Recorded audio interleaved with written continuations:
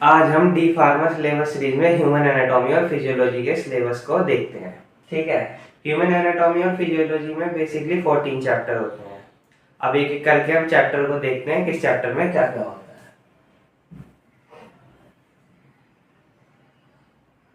तो जो हमारा पहला चैप्टर होता है वो इंट्रोडक्शन होता है। उसमें हमें पढ़ना है एनाटॉमी क्या होती है और फिजियोलॉजी क्या होती है।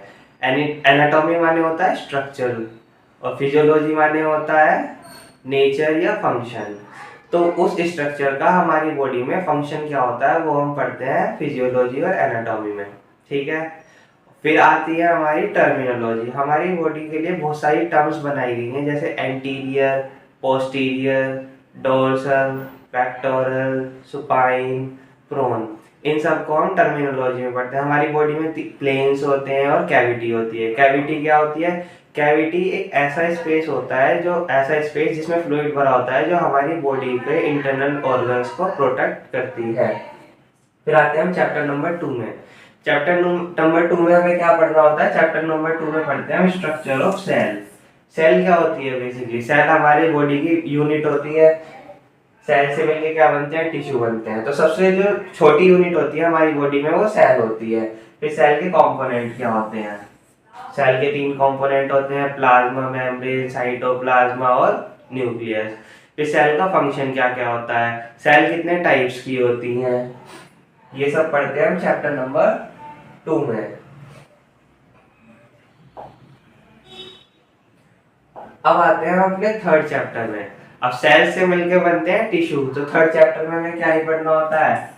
Tissues of human body. Tissues कौन कौन से होते हैं? Epithelial tissue, connective tissue, muscular tissue and nervous tissue. अब टिश्यू के सब टाइप्स भी होते हैं, वो भी हम इसी चैप्टर में डिटेल में पढ़ते हैं। फिर नेक्स्ट चैप्टर होता है हमारा ओएसिस सिस्टम, मतलब कंकाल तंत्र। इसमें हमें अपने ओएसिस सिस्टम के बारे में पढ़ना होता है। हमारा ओएसिस सिस्टम 2 तरीके का होता है, एक्सियल स्केलेटन और अपेंडिकुलर स्केलेटन। एक्सियल स्केलेटन में कौन सी हड्डियां आती हैं और अपेंडिकुलर स्केलेटन में कौन सी हड्डियां आती हैं, ये सब हम पढ़ते हैं। फिर हमें पढ़ना होता है जॉइंट्स। जॉइंट्स क्या होते हैं? जॉइंट्स पढ़ने के बाद डिसऑर्डर्स पढ़ने होते हैं, वही हड्डियों में कुछ बीमारियां भी होती हैं, वो सब हम पढ़ते हैं वैसे सिस्टम में। फिर नेक्स्ट चैप्टर आता है हमारा चैप्टर नंबर 5। फिफ्थ चैप्टर की शुरुआत है होमोपोएटिक सिस्टम, मतलब रुधिर तंत्र। इसमें हमें ब्लड के बारे में पढ़ना होता है, ब्लड के फंक्शन क्या क्या होते हैं, ब्लड के कंपोनेंट क्या क्या होते हैं, वाटर होता है, प्लाज्मा होता है, ब्लड में कौन कौन सी सेल्स होती हैं, व्हाइट ब्लड सेल्स होती हैं, रेड ब्लड सेल्स होती हैं और प्लेटलेट्स होती हैं। रेड ब्लड सेल्स को एरिथ्रोसाइट, ल्यूकोसाइट और थ्रोम्बोसाइट्स, ये क्या क्या होते हैं, ये सब हम इस चैप्टर में पढ़ते हैं। ब्लड पढ़ रहे हैं तो हमें और भी क्या पढ़ना होगा? ब्लड क्लॉटिंग के बारे में, ये सबसे इंपॉर्टेंट होता है इस चैप्टर में। फिर आते हैं चैप्टर नंबर 6, लिम्फेटिक सिस्टम। इसमें हमें लिम्फ क्या क्या होते हैं, लिम्फेटिक सिस्टम क्या होता है, उसके कॉम्पोजिशन क्या होते हैं, उसके फंक्शन क्या होते हैं, फॉर्मेशन क्या होती है। हर चैप्टर में बेसिकली है जिस सिस्टम को हम पढ़ रहे हैं उसके हमें फंक्शन पढ़ने होते हैं, उसका हमें ग्रुपिंग करनी होती है, उसके बेनिफिट क्या क्या होते हैं। उसमें कुछ बीमारियां होती हैं तो बीमारियां पढ़ते हैं, जैसे होमोपोएटिक सिस्टम में हमने क्या पढ़ा था? Blood clotting.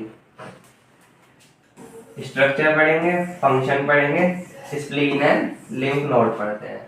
ठीक है, फिर हम आते हैं चैप्टर नंबर 7 पे। चैप्टर नंबर 7 है हमारा कार्डियोवास्कुलर सिस्टम, हृदय तंत्र। इसमें हमें हार्ट के बारे में पढ़ना है।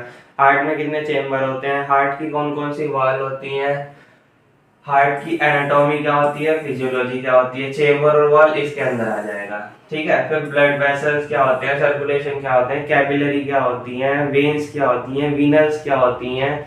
हमारे हार्ट से बॉडी में ब्लड कराने वाली नसों को कुछ और कहते हैं और बॉडी से हार्ट में ब्लड पहुंचाने वाली नसों को कुछ और कहते हैं, वो भी हम पढ़ेंगे।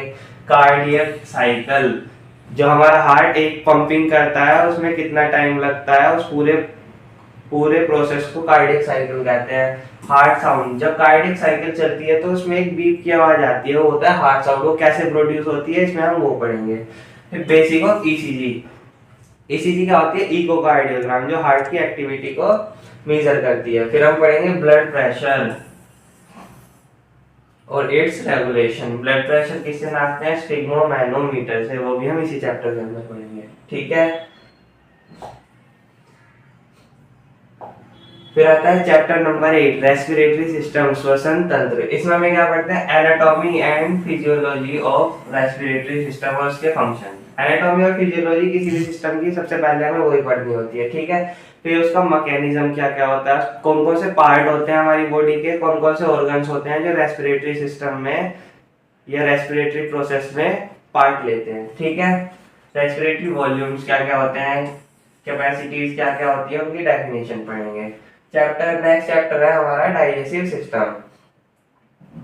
डाइजेस्टिव सिस्टम में हमें anatomy and physiology of GIT, वही डाइजेस्टिव सिस्टम की एनाटॉमी और फिजियोलॉजी पढ़नी है।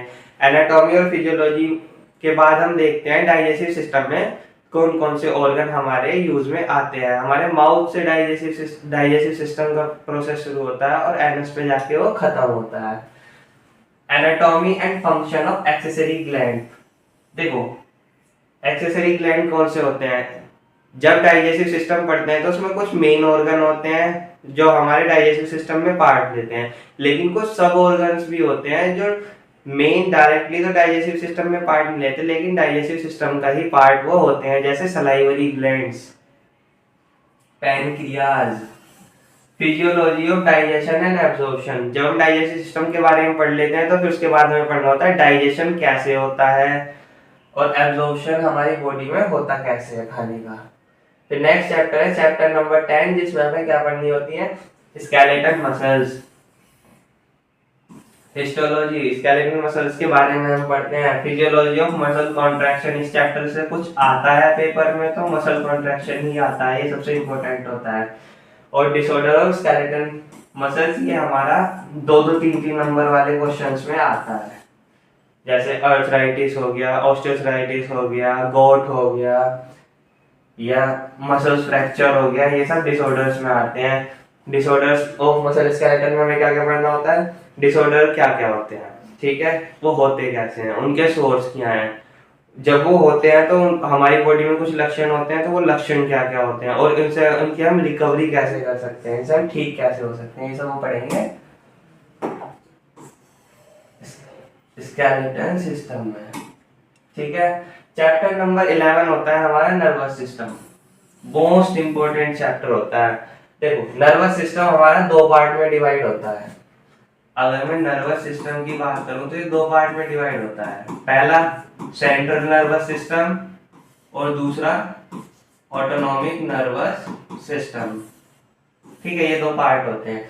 क्लासिफिकेशन ऑफ नर्वस सिस्टम, यहाँ हम नर्वस सिस्टम को क्लासिफाइड करेंगे सेंट्रल नर्वस सिस्टम में और ऑटोनॉमिक नर्वस सिस्टम में। ठीक है, दूसरा anatomy and physiology of cerebrum. Cerebrum क्या होता है, उसकी एनाटॉमी और फिजियोलॉजी क्या होती है, सेरिबेलम क्या होता है, मिड ब्रेन क्या होता है, फंक्शन ऑफ हाइपोथैलेमस। हाइपोथैलेमस क्या होता है, उसके फंक्शन क्या क्या होते हैं, स्पाइनल कॉर्ड क्या होती है, सबसे मेन जो होता है इसमें स्पाइनल कॉर्ड होता है, जो पेपर में पूछा जाता है मोस्टली। स्पाइनल कॉर्ड क्या होती है, स्पाइनल कॉर्ड का स्ट्रक्चर क्या होता है, स्पाइनल कॉर्ड की रिफ्लेक्सेस क्या होती हैं। ठीक है, name and function of cranial nerves. Cranial nerves क्या होती हैं, उनके फंक्शन क्या क्या होते हैं। Anatomy and physiology of parasympathetic nervous system, ANS, autonomic nervous system के बारे में डिटेल में हम यहाँ पढ़ेंगे। ठीक है, चैप्टर नंबर 12। चैप्टर नंबर 12 में हम पढ़ेंगे सेंसरी ऑर्गन। सेंसरी ऑर्गन्स कौन कौन से होते हैं, एनाटॉमी और फिजियोलॉजी। भाई सेंसरी ऑर्गन पढ़ रहे हैं तो उनकी एनाटॉमी और फिजियोलॉजी पढ़नी होगी। आई की एनाटॉमी और फिजियोलॉजी पढ़ेंगे, ईयर की एनाटॉमी और फिजियोलॉजी पढ़ेंगे, स्किन की एनाटॉमी और फिजियोलॉजी पढ़ेंगे, टंग और नोज की एनाटॉमी और फिजियोलॉजी पढ़ेंगे।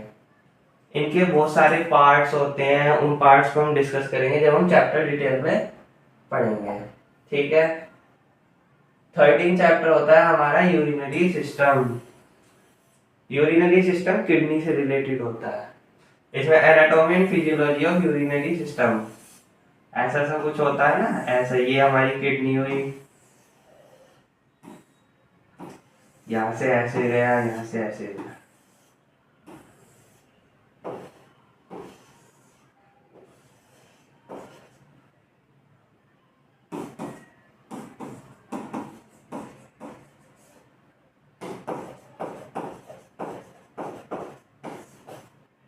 किडनी, यूरेथ्रा, ऐसा करके हमारा होता है यूरिनरी सिस्टम। अब इसमें हमें यूरिनरी सिस्टम के बारे में पढ़ना है। यूरिनरी सिस्टम के पार्ट क्या क्या होते हैं? किडनी, इनके बारे में पढ़ना है। यूरेथ्रा, इसके बारे में पढ़ना है। ये यूरिन ट्यूब होती है, इसके बारे में पढ़ना होता है। ठीक है। फिजियोलॉजी ऑफ यूरिन फॉर्मेशन, हमारी बॉडी में यूरिन बनता कैसे है, वो सब हम पढ़ेंगे चैप्टर नंबर 13 यूरिनरी सिस्टम में। और लास्ट चैप्टर होता है हमारा 14 चैप्टर होता है हमारा एंडोक्राइन सिस्टम।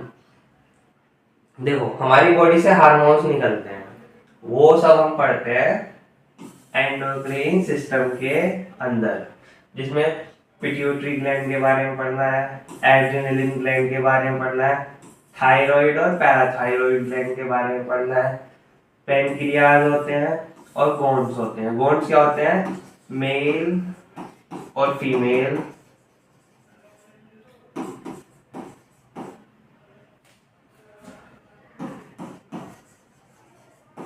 रिप्रोडक्टरी पार्ट्स होते हैं।